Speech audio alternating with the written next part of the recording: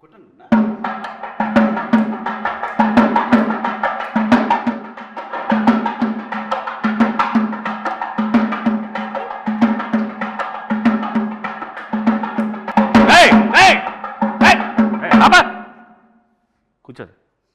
నీకు పెళ్లి చేసుకోమన్నాను కదా. చేసుకోమంటావు నాన్న. కట్నం కట్నం కట్నం అంటే ఈ రోజులు ఎవరు ఇస్తారు నాన్న కట్నం? కట్నం లేకుండా ఊరికే ఫ్రీగా వచ్చి ఇంట్లో పెట్టేసి మొత్తం మేము చూసుకోవాలి అమ్మాయిని. ఇంకా అట్లాగే వస్తారు ఈ రోజుల్లో. ఎవరు ఈ రోజుల్లో ఇంటికి వస్తున్నారు ఎవరైనా? ఇంకేం చేయమంటావు నాన్న? కట్నం తీసుకొని పెళ్లి చేసుకో. నీకు కావాలంటే బయటకి ఎక్కడైనా బ్యాంకాకి వెళ్ళి సరదాగా వెళ్ళి వచ్చాయి. ఆయన కూడా తీసుకెళ్ళి.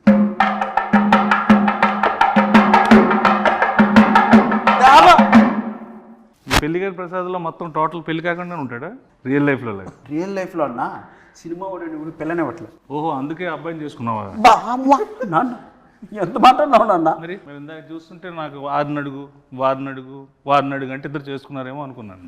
అతనేనన్న ఈ స్క్రిప్ట్ రాసింది, కట్నం వారి శాసనాలు కట్నం పెళ్లి గారి ప్రసాదం చేసింది అతనేనన్న. డైరెక్టర్ ఆయన. ఈ రోజుల్లో బాంబే స్టైల్ అదే, ఏం పర్లేదు. అదే అన్న, అది కాదు నాన్న, అతను డైరెక్టరు. అతను కూడా పెళ్లి కాలేదు, అతను కూడా ఏదైనా సంబంధం చూస్తావేమో అని తీసుకొచ్చా. ఏమండి, నువ్వే ఒక ఫాదర్ అయితే పెళ్లి చేసుకుని కట్నం లేకుండా ఒక అమ్మాయిని తీసుకొస్తే రేపొద్దున అడిగేవని అయితే ఎవరు చూస్తారు? ఎవరిది బాధ్యత? What is the security?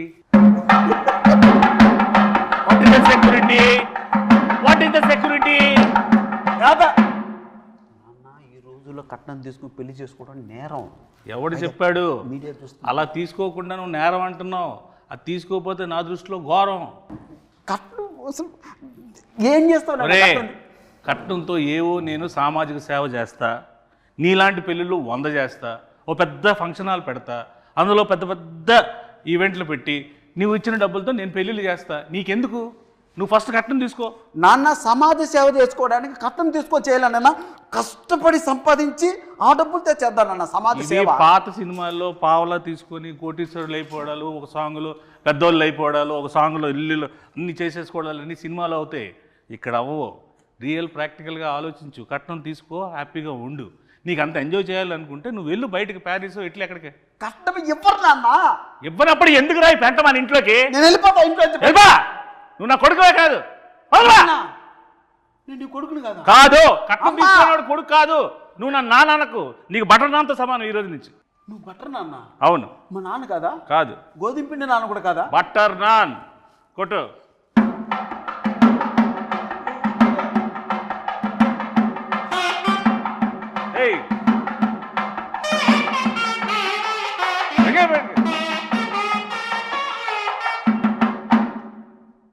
ఇప్పటికీ అర్థమైందా? వాళ్ళు కూడా సింబాలిక్గా సౌండ్తో చెప్తున్నారు, కట్నం తీసుకోరా జీవితంలో బాగుపడతారు. కట్నం తీసుకోకపోతే నీ లైఫ్ ఏమో తెలుసా? ఇలాగ వైలెన్స్గా సైలెన్స్గా ఉంటుంది. అంటే అది కాదు నాన్న, నువ్వు మాత్రం కట్నం తీసుకోలేదు, నన్ను మాత్రం కట్నం తీసుకోమంటున్నావు. బుద్ధి గడ్డి తినే నిన్ను తీసుకోమంటున్నా, నాలాగా నువ్వు అవ్వకుండా ఉండడం కోసం. అన్న, ఇక్కడ ఎవరైనా కట్నం తీసుకున్నానన్నా? నువ్వు తీసుకున్నావు కట్నం? ఇక్కడ ఉన్న వాళ్ళందరూ వీడితో పాటు పెళ్లి చేసుకుంటారా? పెళ్లి నువ్వు ఒక్కడే చేసుకున్నావు కదా. వాళ్ళకంతా ఆల్రెడీ పెళ్ళి అయిపోయినాయి నాన్న. మరి నీకు వాళ్ళతో ఎందుకు గోల? కొట్టు.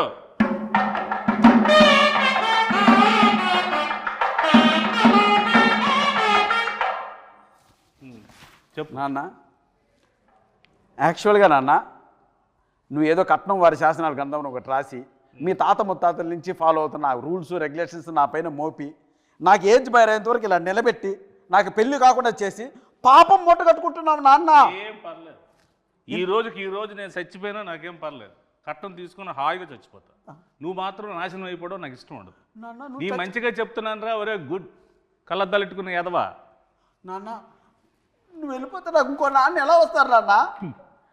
నువ్వు పెళ్లి చేసుకుంటున్నావు కదా, నీ దగ్గర డబ్బులు లేవనుకో, 4వ రోజు 5వ రోజు అదే వెళ్ళిపోతుంది. నీకు అప్పుడు తెలుస్తుంది బాధ ఏంటో. కట్నం ఉందనుకో, నీకు సెక్యూరిటీ ఉంటుంది, నాకు సెక్యూరిటీ ఉంటుంది. కట్నం కట్నం అనద్దు నాన్న, మీడియా ముందు ఉన్నాం మనం, అరెస్ట్ చేస్తారు మళ్ళీ ఇద్దరిని. మీడియా వాళ్ళు ఎలాంటి వాళ్ళు తెలుసా? కొట్టు.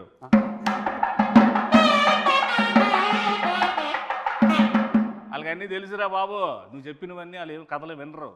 వాళ్ళకన్నీ ప్రాక్టికాలిటీస్ తెలుసు. సార్ నా సంగతి అలా ఉంచుకొని డైరెక్టర్ కూడా పెళ్లి కావాలంటే ఎందుకు అడగ అతను? నువ్వు ముందు చేసుకుని ఆయన ఆ చేసుకున్న దాంట్లో 4-5 పాయింట్లు ఉంటాయి కదా, అవి అడిగి చెప్పు. అందులో ఒక పాయింట్ అయినా కనెక్ట్ అయితే పెళ్లి చేసుకుంటాడు. ఎన్ని పాయింట్లు ఏం చెప్పినా సరే కట్నం మాత్రం స్ట్రెస్ చేసి మరీ చెప్పు. అసలుకే మతిమరుపు ఎక్కువ ఈ క్యాండిడేట్కి. కొట్టు.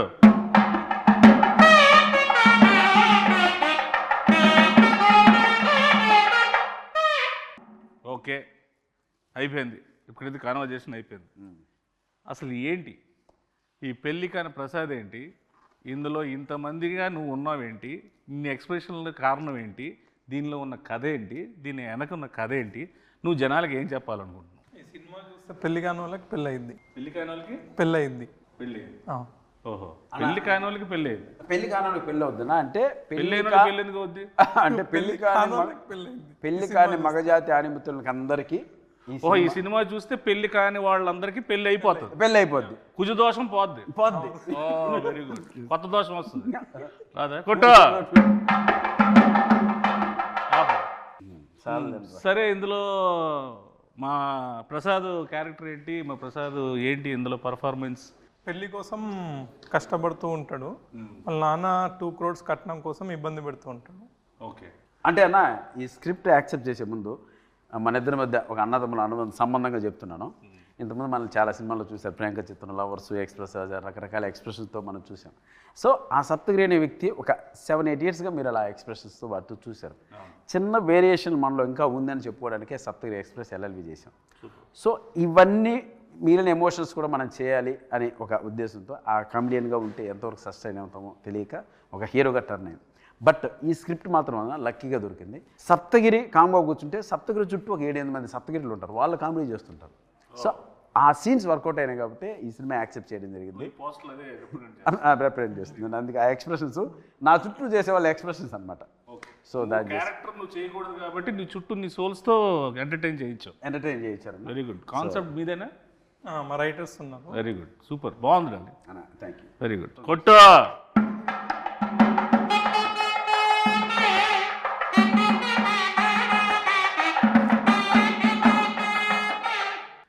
ఇది మన అంటే మాకు మాతృ సంస్థ లాంటిది వెంకటేశ్వర క్రియేషన్స్, దిల్రాజ్ గారిది. సో ఎస్విసికి నీకు ముందు నుంచి ఎలాగ ఇది ఏంటి దీన్ని? నేను ఒక అసిస్టెంట్ డైరెక్టర్గా ఆర్టిస్ట్గా బ్రాండ్ బ్రాటప్ మనకు జరిగింది ఎస్విసిలో. ఓకే, బొమ్మరిల్లు కావచ్చు, పరుగు కావచ్చు, ఇది అంటే అది నాకు మాతృ సంస్థ. ఇన్నాళ్ళ తర్వాత నేను సినిమా చేసి ఆ సంస్థలో రిలీజ్ చేసుకోవడం నిజంగా ఒక అదృష్టంగా భావిస్తున్నాను.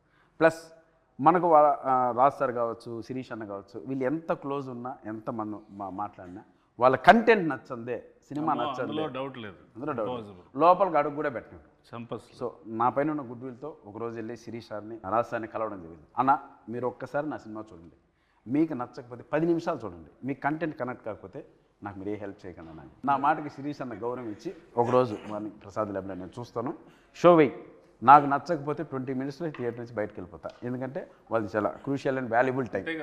సినిమా చూసి చాలా బాగుంది గిరి, దీని వెనక అండా దండా కొండగా మేము నిలబడతాం, మీరు ప్రమోషన్ స్టార్ట్ చేయండి అంటే అంత పెద్ద వ్యక్తుల ఆశీర్వాదం ఈ సినిమాకు దొరికింది కాబట్టి ఈరోజు ధైర్యంగా ఈ ప్రమోషన్ స్టార్ట్ చేశాం, వాళ్ళ బ్లెస్సింగ్స్. అలాగే ఈ సినిమాని నేను అక్కడ చూపించడానికి నాకు ఉపయోగపడ్డా మా స్నేహితుడు అనిల్ రావుపుడికి, అండ్ ఫస్ట్ టైం నుంచి స్క్రిప్ట్ స్టార్ట్ అయ్యి షూటింగ్ స్టార్ట్ అయిన దగ్గర నుంచి మాకు బ్యాక్ బోన్లో నిలబడ్డ మారుతి అన్నకి, అంత నిజంగా వాళ్ళందరికీ చేతులు జోడించి కృతజ్ఞతాపూర్వకంగా నమస్కారం జరుపుకుంటాను. Thank you.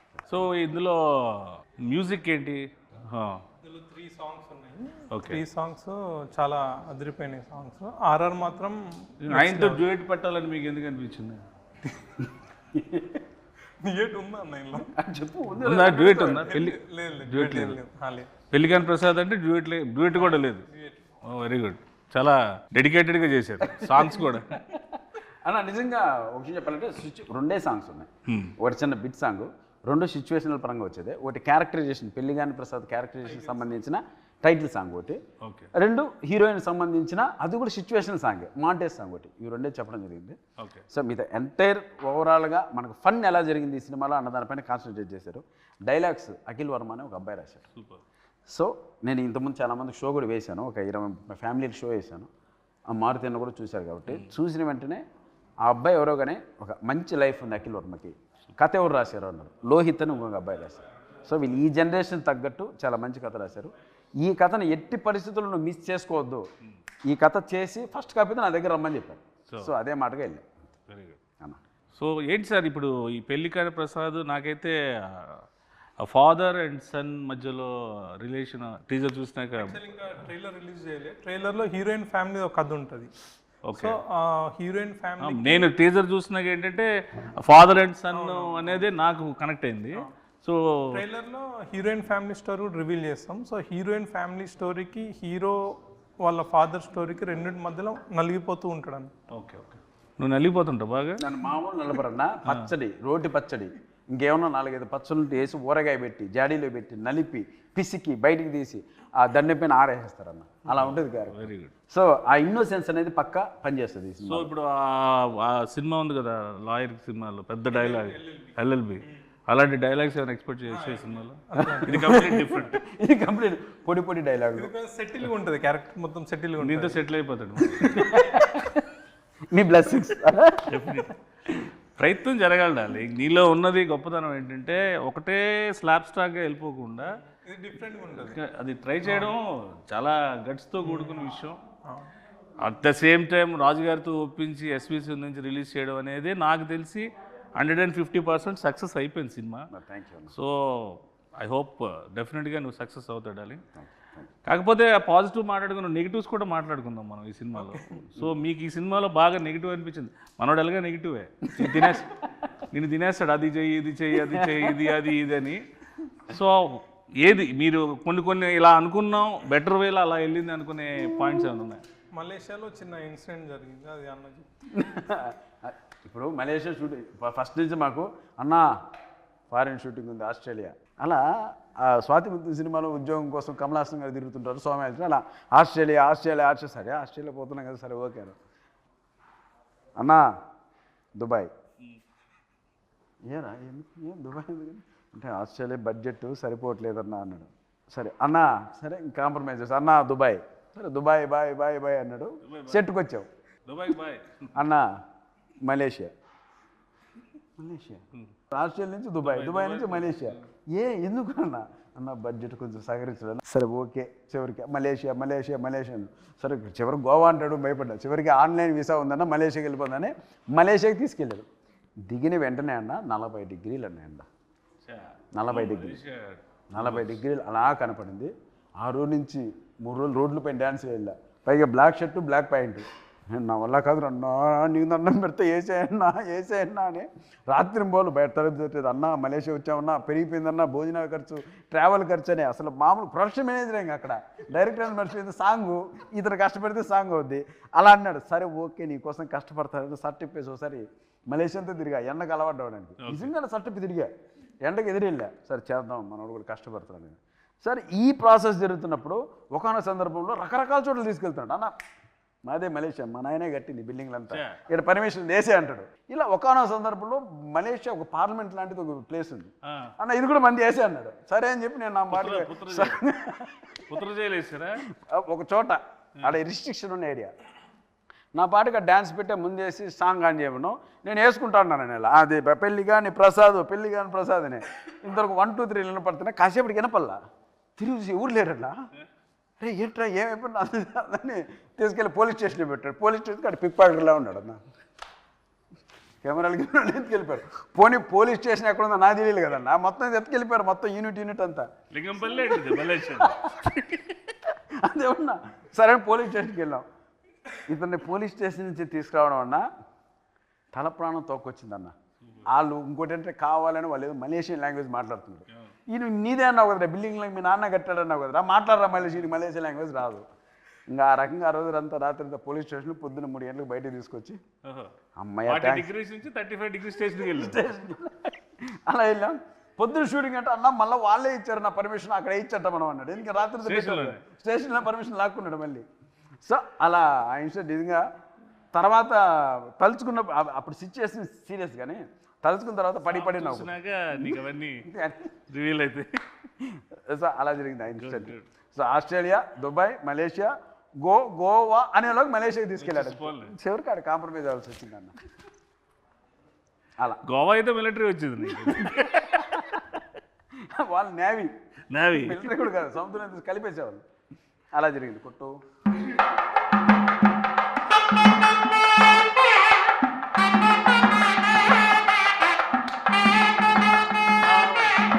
నీకు పాస్పోర్ట్లోనే సార్ మలేషియా తీసుకెళ్తారా? మంచి డిమాండ్ ఉంది ఇక్కడ, పత్ర జైలు కొట్టుకోవచ్చు అలా. వీళ్ళకైతే శుక్రవారం అరెస్ట్ చేసి సోమవారం తీసుకెళ్తారు వీళ్ళకి, శనివారం ఆదివారం సెలవు అక్కడ. కాబట్టి సో హీరోయిన్ ఏంటి సార్ ఈ సినిమాలో? పెళ్లికాని ప్రసాద్కి పెళ్ళి అయ్యే హీరోయిన్ అంటే వెళ్ళిపో చెప్పు, హీరోయిన్ ఏంటో చెప్పు అంటున్నారు, అడుగు. ఆవిడ వెళ్ళిపోయిందిలేండి, సినిమాలో ఏంటంటే హీరోయిన్ క్యారెక్టర్ సార్, ఉందా? Heroine character. సో హీరోయిన్ క్యారెక్టరే, హీరోయిన్ క్యారెక్టర్. హీరోయిన్ క్యారెక్టరే అంటాడు. ఓహో, ఇలాగా నీకులాగా మదర్ క్యారెక్టర్, పిన్ని క్యారెక్టర్లు అన్నీ ఆవిడ చేయలేదా?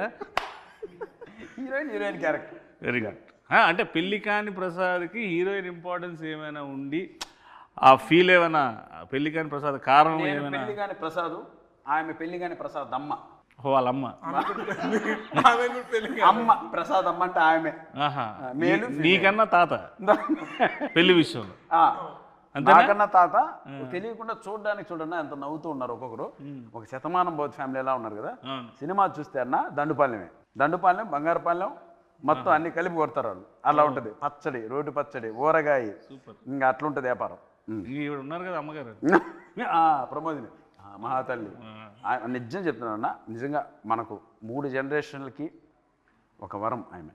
అటు లెజెండ్స్ ఎన్టీఆర్ గారు, నాగేశ్వరరావు గారు, అక్కడి నుంచి తర్వాత చిరంజీవి గారి తరం, ఆ తర్వాత ఈ తరానికి కూడా ఆయన ఉండి ఆ ట్రాన్స్ఫర్మేషన్ ఉంటుంది చూడండి అన్న. అన్నపూర్ణమ్మ గారు స్క్రీన్ మీద షార్ట్లోన ఆఫ్ ద షాట్ కూడా ఆవిడ ఎనర్జీ కానీ ఆవిడ తాలూకా అంతే.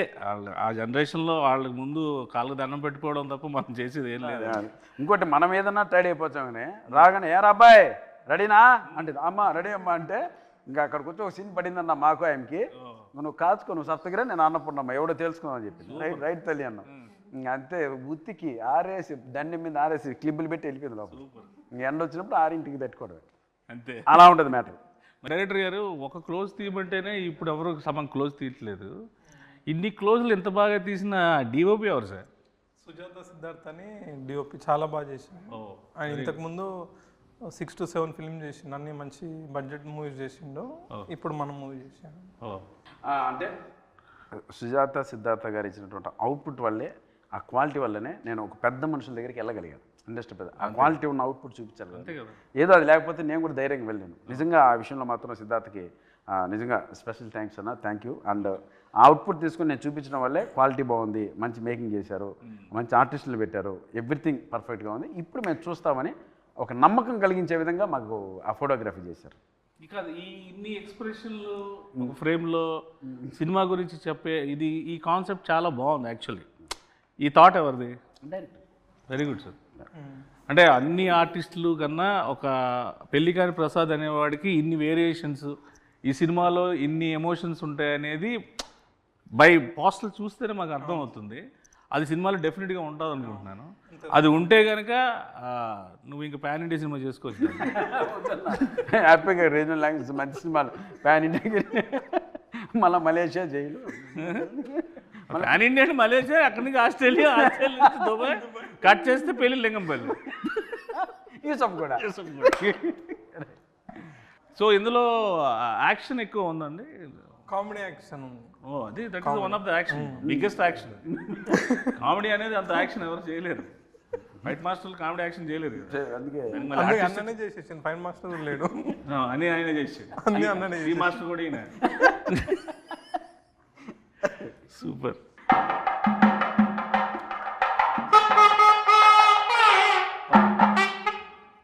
ఓవరాల్గా మేము సినిమాకి వచ్చి ఈ సినిమాలో ఈ మన సప్తగిరి అంటే ఈ ఎమోషను, ఎంటర్టైన్మెంటు, ఇవి కాకుండా ప్రత్యేకంగా ఈ సినిమాలో తన నుంచి మేము ఏం ఎక్స్పెక్ట్ చేయొచ్చు అన్న? ఇందాక 5 చెప్పారు కదా, 5 చెప్పండి అన్న.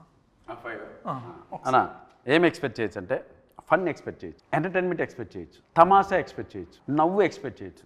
ఓవరాల్గా దీంతో కూడుకున్నటువంటి ఒక ఫ్యామిలీ ఎంటర్టైన్మెంట్ని ఎక్స్పెక్ట్ చేయొచ్చు.